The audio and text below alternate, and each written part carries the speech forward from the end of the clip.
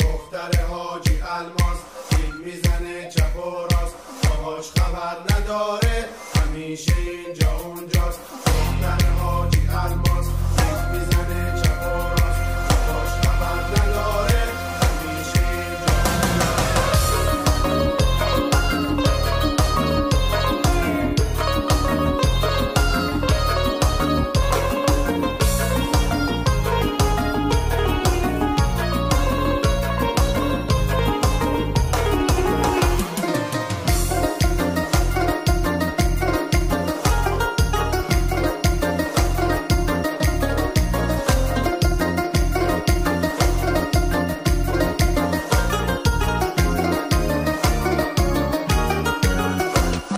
اینجا تنگ کوچه پشت در بازارچه، عروسکی نشسته پشت درای بسته، تا میاد لنگ در رو وا بکنه، چشمای منتظر رو صدا کنه.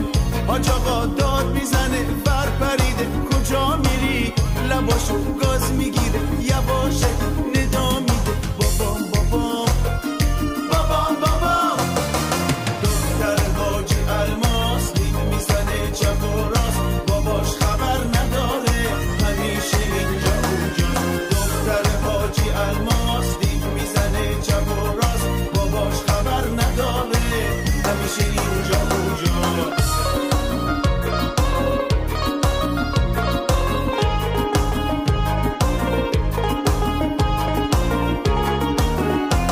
دست به سر کردنش بابا لنگ نداره، چشم خمار کردنش اونم حرفی نداره.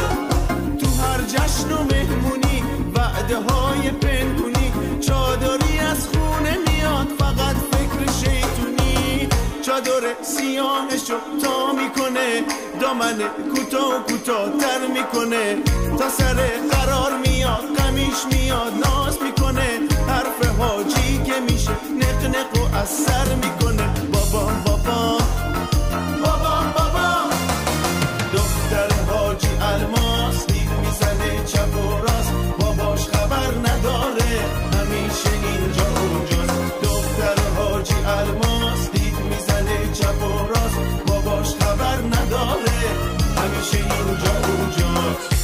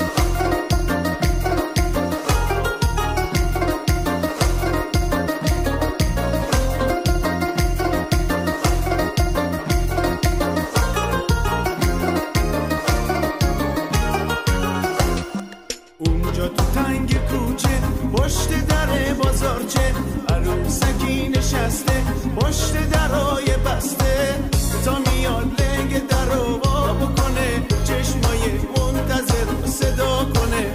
حاج آقا داد میزنه بر پریده کجا میری، لباشو گاز میگیره یواشکی ندا میده بابام بابام بابام بابام. دختر حاجی الماس دید میزنه چپ و راست، باباش خبر نداره همیشه اینجا اونجاست. دختر حاجی الماس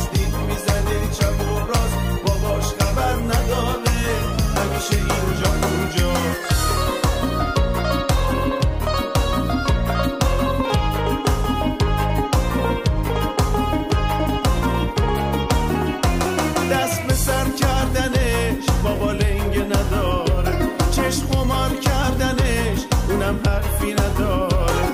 تو هر جشن و مهمونی وعده های پنهونی، چادری از خونه میاد فقط فکر شیطونی.